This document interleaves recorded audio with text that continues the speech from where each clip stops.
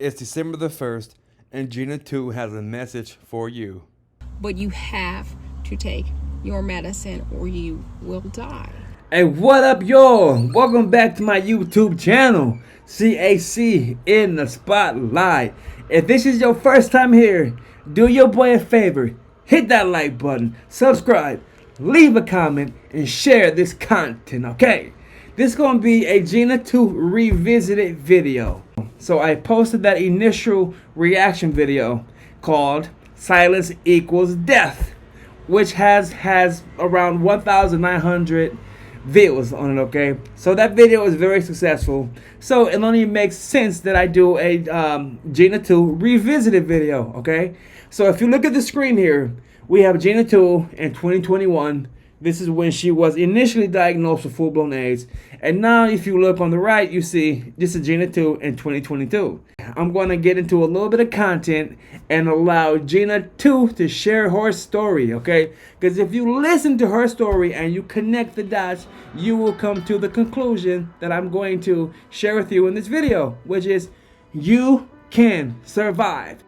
In this video presentation, I hope that Gena Tew's voice and her words can dispel some rumors that have been circulating through Hollywood, and also shine the light on the importance and why it is necessary to take your HIV medications. So when I was 18, I moved to LA and I was homeless for a good period. I was staying with stranger dangers. I ended up staying in a homeless shelter after a while. And along the lines of, me being homeless before most of this, like me getting a room, I was taken advantage of a couple times. And,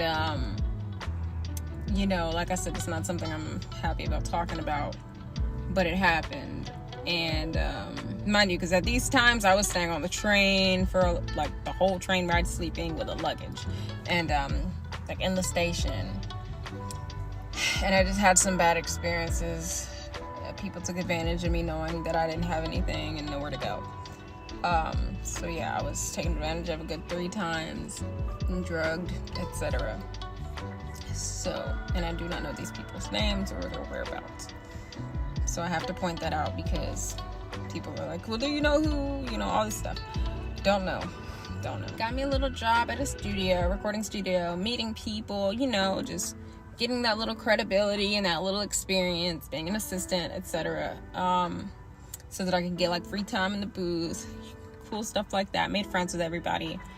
And I'm building my Instagram. My followers are getting up there. I'm getting my modeling jobs, etc. to help me pay the bills. I get an investor. I get a new apartment. And so while all this is going on, I'm going out with my friends. I go to a club. I have to bring this up because you guys ask me about this all the time due to rumors. So as far as the Instagram goes, I had gotten followed by Nick Cannon, right? Okay. And friendly, right? Just friendly. We followed each other back. It was cool. Anyway, I see him at a club that I went to with one of my friends, and just cool vibes. I see him and I was like, oh my God, mind you, I'm already kind of drunk, whatever. And I'm like, oh, hey, what's up? Like, you follow me? And he's like, oh, I already know. Yeah, I know who you are. I know you. And I'm like, oh, shoot. He's like, I'm going to hit you up as soon as I leave. I'm like, cool. Not thinking nothing of it, Because me, I know him as the dude on Wildin' Out, right? Cool. So he hits me up and he's like, hey, you want to come get a drink at so-and-so, right? And mind you, this spot is in a hotel, guys. It's in a hotel. That's the key point to this, okay? So I go in, and right when you go in there, it's like a bar set up. It's real fancy. And we sit on the side.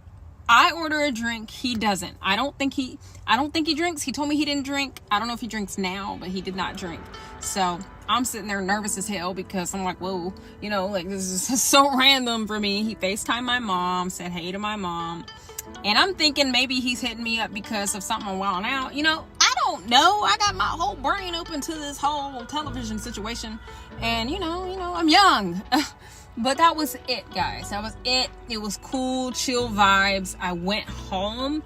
That was that. But before I left, because I forgot this part, but before I left that bar, hotel, whatever, he told me I should leave before him because paparazzi had pulled up. Okay?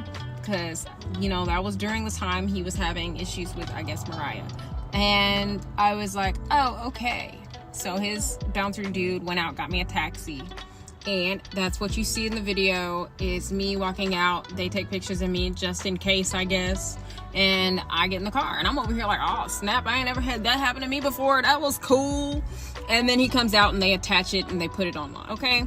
But I posted it because I was like, man, I ain't never been paparazzi before. And that was cool. That was a cool time in my life. That was awesome. Memories, right? But y'all took it out of context. Which is crazy to me. I thought it was funny. With all that being said, I really need y'all to go ahead and cut him out the scenario. Life in Hollywood in the limelight opens the doorway to many rumors. Be careful what you listen to and what you believe. One day during this time, I'm starting to have all these extreme bowel issues. I'm like, man, I don't know what's going on with my booty, but I can't poop. When I do try to poop, I'm screaming. I'm thinking, oh man, maybe I got like a hemorrhoid. You know, I'm being real, y'all. I'm being real. I thought I had like some hemorrhoids or something, but I didn't. I didn't have those. You know, I have nothing like that. It got to the point where I'm like going to doctors. I'm paying out of pocket because I didn't have no insurance in LA. And mind you, I already didn't have that kind of money just to be spending on that stuff. But I really, really needed to figure it out because it was scaring me. I was like, man, do I got like anal cancer or something? Like, what is going on? Like, it was so bad. But in the midst of all this happening, this is something I've never mentioned on anything because it just like came back to me when I was visiting my best friend. She reminded me of something. And she told me about a time where I thought I had an allergic reaction. I had hives all over my face. My whole entire body was covered in hives. I freaked out. I was like, man, I'm itching. I'm so itchy. Like, I was freaking out. I'm like, man, I think I got the wrong makeup. But then I'm like, but this is on my legs. Like, what's going on? I went to the doctor and he told me I was having an allergic reaction. So he gave me a shot in my butt. And I was like, dang, okay. Well, I hope this goes away. You know, and mind you, I was seeing someone at that time. I was seeing someone and we've been seeing each other. I wasn't bouncing around being frisky with a whole lot of people. I wasn't. It went away. I brushed it off and I was like, okay, it was just some allergy. I threw away my makeup and stuff, and I just assumed maybe the allergy affected my face and just decided to go across my body. But a lot of you said I didn't get tested for 10 years. That I want to address as well. I was getting STD checks. I did not know that when I was getting STD checks, it didn't include the HIV/AIDS test. I thought it was all included. And I honestly think that because I went in and I said, hey, I want an STD check. And I was stern on what I wanted. That's what I wanted. They probably just didn't ask me that because of that. Because I know a lot of you say that in your place, it's mandatory that they ask you. Where I went, they didn't, they just knew that that's what I wanted and that's what they gave me. So I brushed this person off, we're still friends. And I ended up, mind you, I was dating someone prior. So I noticed I start having headaches and fevers. I'm getting really nauseous, and I'm like, I'm gonna go to the doctor again, because what the hell. I'm real worried. I have a doctor, he tells me, I had the one telling me I'm fine, I'm good. I go to another one that my friend had introduced me to, and he tells me I have cervical cancer. And I'm freaking out, like, what the hell? Oh my God. Panicking, thinking that's what's going on. And then I go to another doctor for a second opinion, and who said that? You're perfectly fine. Nothing is wrong with you. Like, who told you that? And here I am thinking I'm cool, fine and dandy. So I go home thinking I'm tripping, making myself feel like I'm sick when I'm really not. I go to sleep. I wake up. I'm starting to notice I'm not able to make it to my front door to get my food off the porch. I'm slowly like dragging, and I'm like, shoot, maybe I must have drank a lot, because I did end up drinking, I think, the night before, and I'm like, okay, maybe I'm just hungover. Then that next day, I'm finding myself, it was like immediately, I'm running headfirst to the bathroom. Like, and I'm like, what the hell? Like, this don't make sense.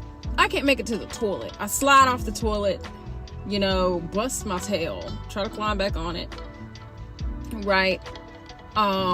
And mind you, I'm still hungry. So my friend ends up coming and getting my food from my front door and bringing it in because I had to leave my door unlocked. I'm like, dude, I can't make it. I'm sick. I don't know why I'm sick. It got to the point where my friend was coming over and helping me with things until I felt better. But I was just getting worse. So my friend had went home and I ended up getting a bucket. I found a bucket that I had. Don't know where the hell I got this bucket, but I had a bucket. And I put it next to my bed. And I was like, okay, I cannot make it to the bathroom. I cannot, you know, this is horrible. I tried to vomit and poop. I would vomit in the bucket, but then when I had to poop, I literally pooped on my floor. I pooped on my floor. Because I could not make it. It was like extreme diarrhea. And hence why I'm talking about my tail being a major problem here. And I'm just like, man. I found a way to, don't know how, I called an Uber and I ran down my hallway. Of course I ran, walked into the walls type of deal. Shoot. So I get in my Uber and I'm sitting there and dude's already like, you're okay? You okay? I'm like, I just need to go to the doctor. I don't want to freak him out because, you know, whole COVID thing. And I'm like, yeah, I'm good. I just need to get there. And he's like, well, I hope you're going to be okay. You know, being nice. I get in, I'm waiting. I see a doctor. You know, they do some little something. And they tell me, oh, you know, you're fine, you know, and I'm getting the same runaround. And I'm like, this just don't seem right. And I'm like, well, I got to go to the bathroom. While I'm here, I'm going to wait at the bathroom and try to get in.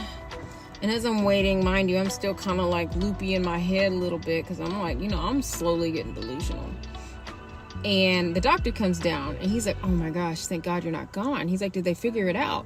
And I was like, no. And he's like, well, all of these symptoms you're having, something is not adding up. He's like, I'm going to try to get you a room. He's like, I need to get you a bed. We need to run some more tests. He's like, because it's just, he's like, something's telling me you need to stay. You need to stay. And I was like, okay, you know, I'm obviously not happy about being in there because it's a freaking hospital. And I know I'm going to be there all night. But I needed it done.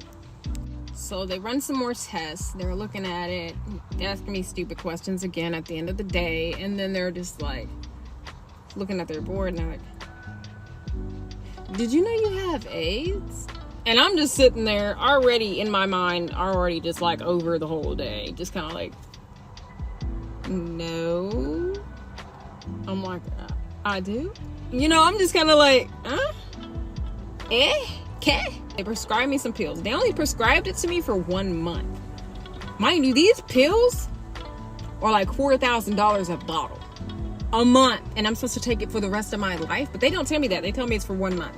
Mind you, I'm still new to this whole AIDS thing at that point. So I'm not knowing about the whole rest of my life situation. And it's like, I called my mom. I'm telling her the news. My mom's like, oh my God, are you okay? You know what? Immediately, they're on their way. She comes there. I'm just laid up. She said I looked like death because I have done, it's like my weight was going so rapidly. I had, at this point, I'm experiencing wasting syndrome, meaning no matter what I do, I am not getting this weight. The weight is just falling off. And it got to the point, so she drives me all the way back. Man, I couldn't get in a tub. My tailbone started showing. Like, because we had to stay at some hotels, you know, because driving all the way there and driving all the way back took a couple days. And she tried to keep me at home for a little while, but it just wasn't working. I was screaming and crying all night because my tail wanted to, you know, poo. It wanted to poo and it was not coming out. So we had ambulances come to the house and try to help me, but I was so delusional and high out of my mind with my brain deteriorating, that I wasn't on anything. I was just slowly losing my mind. And I wouldn't even let them use the little squirter thing they put down there to, you know, make the poo exit. I eventually had to go to the hospital where I had 2 nurses. I didn't have any numbing. I didn't have no type of nothing for the pain. They immediately got off this big pan. He put his gloves on and he had to enter me and pull everything that was in there out. At this point, my whole entire intestine area, my whole tail stuff was destroyed. So it was just gathering and building, and I had like pounds of poo in there that they had to take out. I'm screaming. I'm begging them to stop. It hurts. I mean, most pain I've ever had in my entire life. And they couldn't stop because they had to get it out, or I just, you can die from that. So eventually it just comes down to the doctors telling my mom, I can't leave. I can't leave or I will not make it. At this point, I'm down to 60 pounds. 60 pounds. If I were to be a pound less, I probably would have died. I'm not going to lie to you. I was 60 pounds. Mind you, right now, I'm currently 98 pounds. Good old 98. Looking little thickums. Thank the Lord. But at this point, I can't leave the hospital. I have to stay. So they done got me a room, big room. Doctors couldn't even come into my room unless they changed their clothes. And every time they left, they had to change back. Because my immune system was so destroyed that I would get sick with anything. Mind you, with all of this, I didn't take a bath for about 6 months. Meaning they would come into the room and have to hand wash me every other day or every day. And they would bring in nurses they were training and telling them how to clean me. Mind you, the way I am, I have no shame in my body because so many people have already seen me naked at this point, so it is what it is. I couldn't do it. I couldn't make it to a bathroom. I was still pooping on myself. And that's why I wear briefs, because my bowels are so destroyed. Currently they're getting so much better that I'm not having to wear my brief as much. I might wear it to sleep sometimes, but I do not have to wear them anymore. And I thank the Lord that I've made it to this point in my life, because wow. So I am currently going through therapy 3 times a week, and I'm still getting blood work done. I take my medicine every day, and a lot of people recommend don't do your pills, do the natural route, you'll be healed. But believe it or not, the majority of messages I get about people dealing with it, their family members dealing with it, when they do not take their medication, they die. You die. Yes, okay, the natural way, do some natural stuff, but you have to take your medicine or you will die. PSA. It does not matter how pretty you are. It doesn't matter how much money you got in the bank. It does not matter your celebrity status. Anyone can get this disease. Anybody can have AIDS. It does not discriminate.